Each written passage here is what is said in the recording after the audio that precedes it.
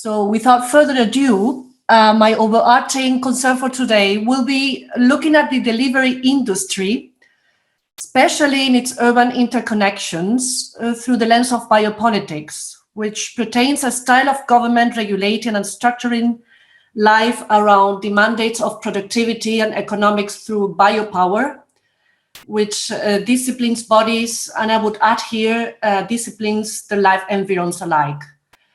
The delivery sector, the sector of the bike riders or on-demand dispatch, and by extension, the sector of the gig economy, I want to suggest, present an important place to start assessing the ever-growing democratic deficit in our societies. And this runs parallel with, and in fact, I think is part of a process of de-democratization of our urban habitats in the hands of neoliberal economies.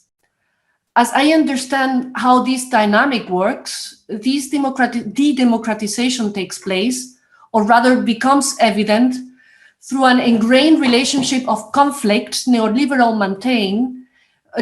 economies maintain with the urban context in terms of use and zoning.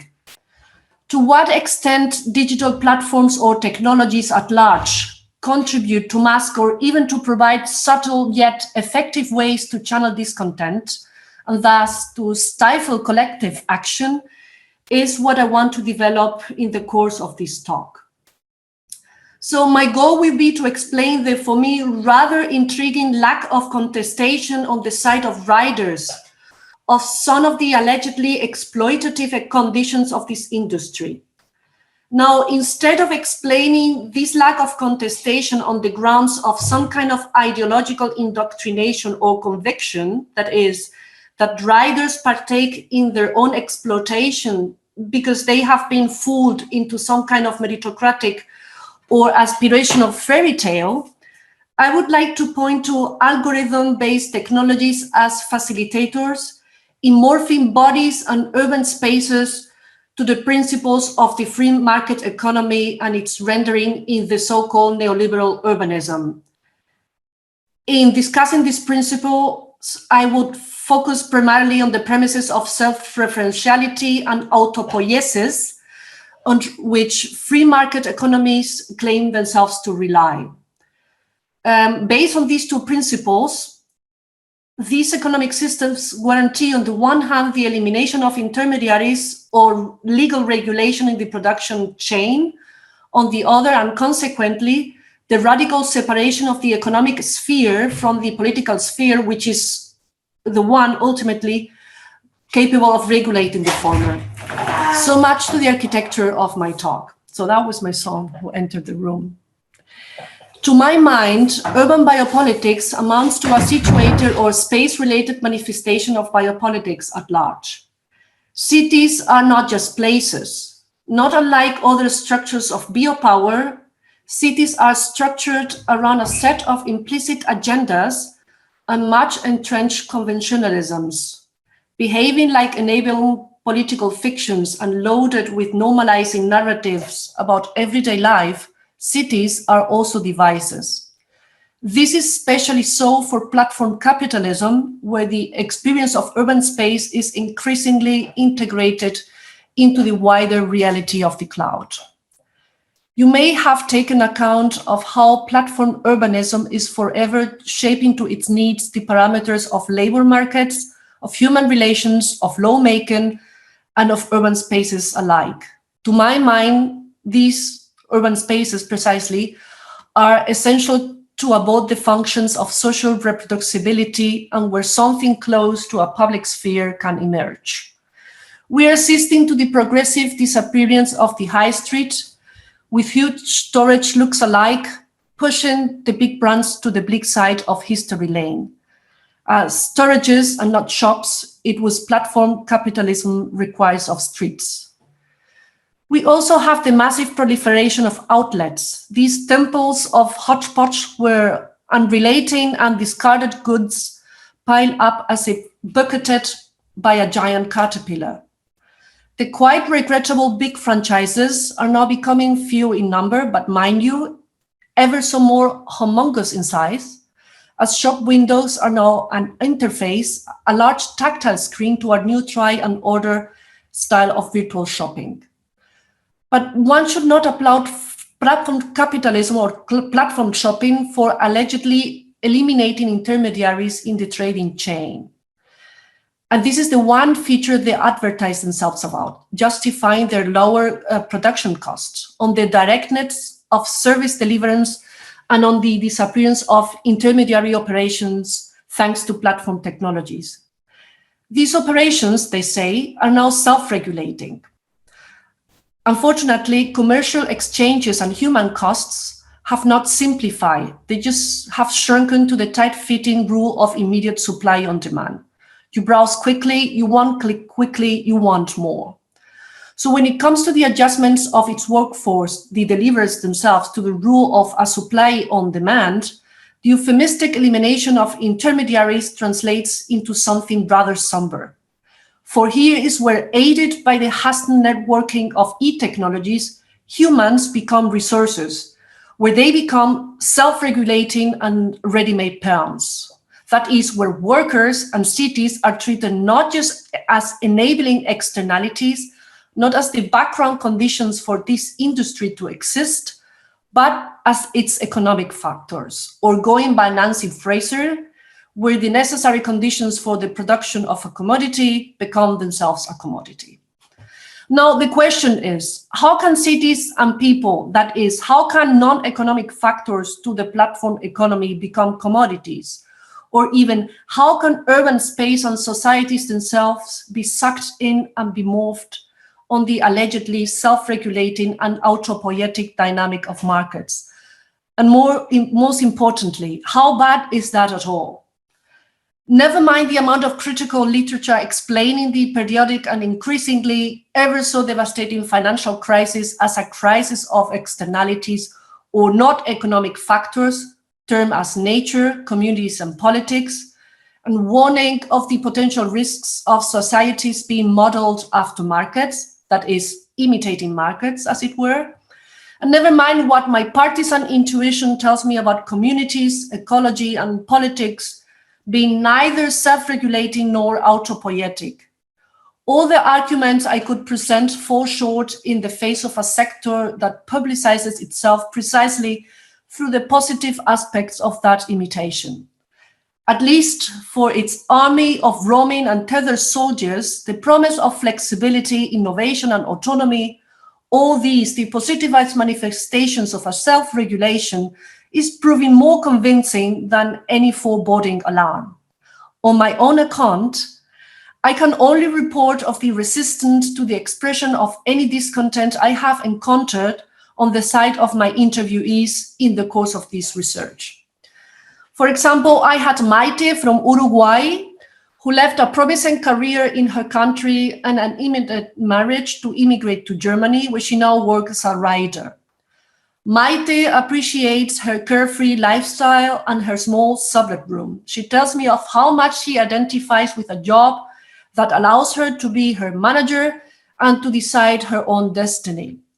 She doesn't want fixed schedules, nor that she wants to subject to the kind of life planning that suffocated her so much in Uruguay.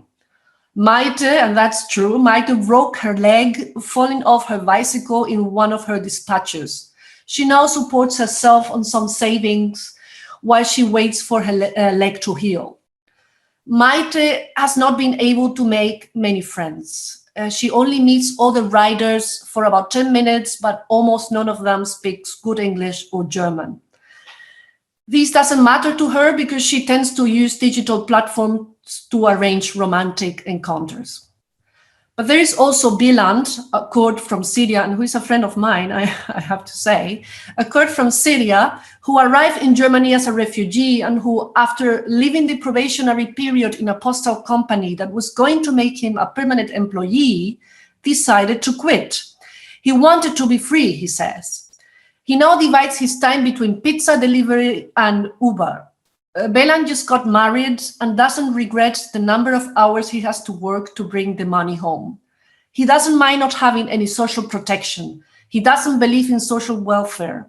Politicians, he says, are all corrupt and the state steals from you anyways. He doesn't believe taxes are good for anything. He wants to be his own boss and decide on his budget and his own care economy. As we can see, the revolution, by the looks of it, is a long time coming. And why a system so clearly based on exploitation is still well and around has become a deserving question mark for the left on its day of reckoning.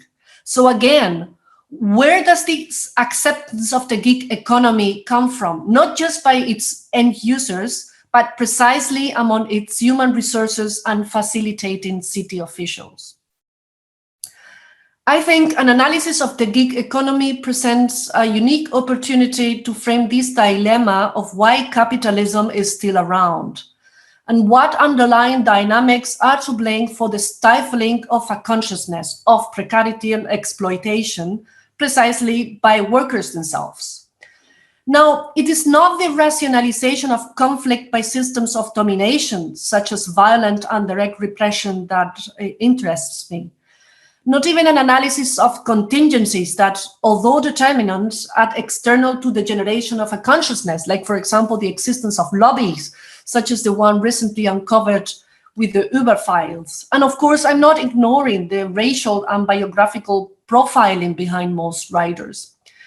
To me, this is a dilemma that has to be posed as a downright anthropological question, interrogating not the ideological, and this is important to me, not the ideological, but the material reasons why precarious workers are ready to condone and even to cooperate with the terms of their own exploitation.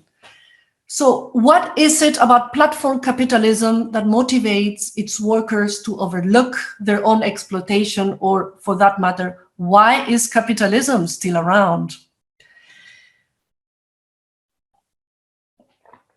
One scenario comes to mind when explaining this failure on the side of intellectuals and activists alike, when explaining workers' lack of understanding and readiness to take action upon the conditions of their own exploitation.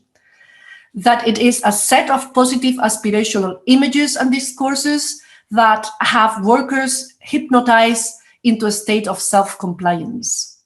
So more or less going with classical Marxism for the ideological explanation of workers' compliance to exploitation, the argument goes as follows. Even when enduring duress at the individual level, workers are blind to their own exploitation simply because they have been socialized, immersed into a system or in a system or false beliefs of representations of aspirational signifiers or ideology that keeps them in place. The problem with this argument, as Vivek Shiber sustained in his recent book I recommend, The Class Matrix, is that workers, in their readiness to be cheated, must, to a certain extent, be deemed either too stupid, too petty, or simply too selfish. Certainly, the delivery sector has done its job in promoting a favorable culture of enticing images and lifestyle. It's new, it's flexible, it's instant money. For God's sake, it looks green and it's bikes. But I think ideological obfuscation cannot be enough to explain why conflict does not translate into collective action. In fact, I believe that this lack of a more conclusive conceptualization on the part of the left is part responsible for the growing disenchantment of the working classes with intellectuals' perspective on their problems and dreams. A disaffection with the political class that, let's face it, the new Tea Parties and new fascisms have been quick to capitalize. Now, without wanting to throw the baby out with bathwater and completely dismiss this explanation on ideology, I think that it must be rebutted by a proper assessment of what role algorithm-based technologies are taking in structuring societies and their living spaces to the self-referential predicaments of the free market. According to the Chicago School of Economics, not of sociology, but of economics, with a strong legacy, I think, in present financialized capitalism with Friedman, Hayek, and others. These are, number one, the mobilization of resources around the functions of supply and demand. Number two, the primacy of economic relations over political relations. And three, the reduction to commodification of the realms where their conditions of possibilities are located. That is humans, environments, and politics. There are many more, but I'm going to, to focus on these three. Now let's see how these three aspects pan out for the riders and for urban space. First, there is the minimization of governmental or external intervention, which puts the immediacy of supply and demand at the seat with respect to the mobilization of resources. Most importantly, in control of the imbalance between competing suppliers, whereby the value of labor wages and production is decided. For the riders, and not unlike how your popularity scores in social media, the algorithm makes you the more demanded for, the more you show up. So it is the ever more hastened frequency of your availability that what increases your chances of getting the most services. No intervention of a fustigating plat janitor, you are your own exploiter here. It feels good to have more stars, it feels good to get more parcels, or else Deliveroo will shut down your account. But streets and urban space also fall victim to the rule of popularization on demand. Routes and driving ways are also calculated upon their frequency and convenience. Some streets are economically irrelevant and thus die off. Cities appear as if hijacked by the optimizing devices of the no-nonsense. Second, there is this idea that societies can be treated like corporations. As for Milton Friedman and others, political protectionism in the form of state regulation is deemed a hindrance proper to the accumulation of wealth. Accordingly, economic freedom is a premise to political freedom. With this new concept of the self-employed worker and aided by platform technologies, a new sense of freedom makes its entrance. The freedom on when and how much to produce, and the freedom to the endless choices over working shifts. One effect of this algorithm-based freedom, however, is that it operates at self-defeating towards the material conditions of your own exploitation, in that by means of the browsing and fetching device, the other riders become, in fact, your competitors. Workers double as users. They are atomized and estranged from one another, and thus unionization is stifled. But urban space too acts as self-employed and as all invested in its own efficiency. More and more depots and storages are supplanting former retailers, giving streets the strange look of a dental gapping. Furthermore, the unhindered mobility of deliverers prioritizes the appropriation of infrastructures for private interest or over, say, just simply regular pedestrian strolling. So here too, the city is subjected to the ebbs and flows of temporary privatization. Finally, and to me the most pernicious of these all, there is the treatment of humans and urban environs as if they were economic factors, as if they were downright commodities. Surely this begins with the attractive promise of conceptualizing riders as self-employed and dislodged from subjugating and disciplinary hierarchies. Following this conceptualization, riders may buy into the misleading idea of seeing themselves not as the subservient, but as the contractors, as the users of a consignment and commissioning platform. On the one hand, riders are typified as self-employed. On the other, however, they are prevented from setting a price for their own services, as prices are at the very end given by the algorithm, depending on how much you show up. So bereft of any social protection and unable to set prices, riders are trapped in a paradox of neither nor. For the companies, this is rewards on both ends. Under this new form of social contract, gains are privatized, losses are socialized, as usually.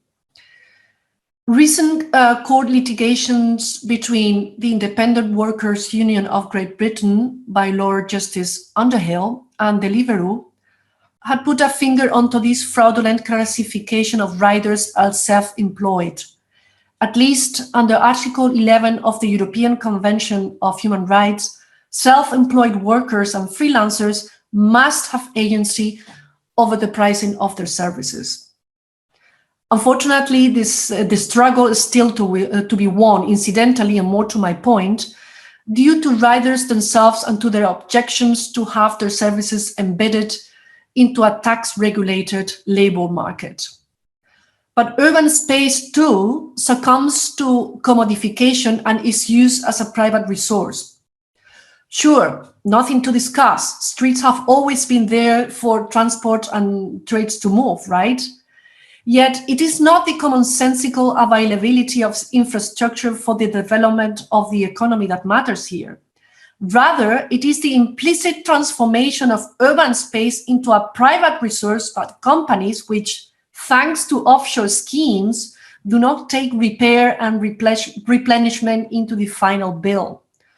Or as Alex Marshall states, infrastructures are not the product of good economy by all the way around. And I quote, "It's not economy that supports infrastructure," meaning schools, roads, water systems. It is infrastructure that supports an economy. I've lost my plot here. It is infrastructure that supports an economy and not all the way around, so please pay. So increasingly, and to the detriment of common users, the design of urban space, always an expensive and limited resource, is being devoted to facilitating these enterprises.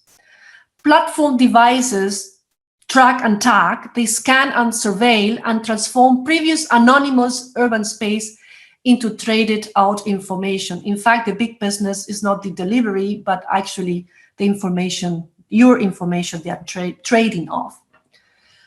Urban space is by no means a given. The public sphere, that abstract realm of commonality, of anonymous and unsignified space for social exchange, that is so vital for democracy, needs the city as its stage. As an urban theorist concerned with the crisis of democracy, I see an intimate connection between the political health of our streets, or the lack thereafter, due to the expansion of the gig economy. To my mind, approaching this crisis of democracy as an urban dilemma is a good starting point for its recovery.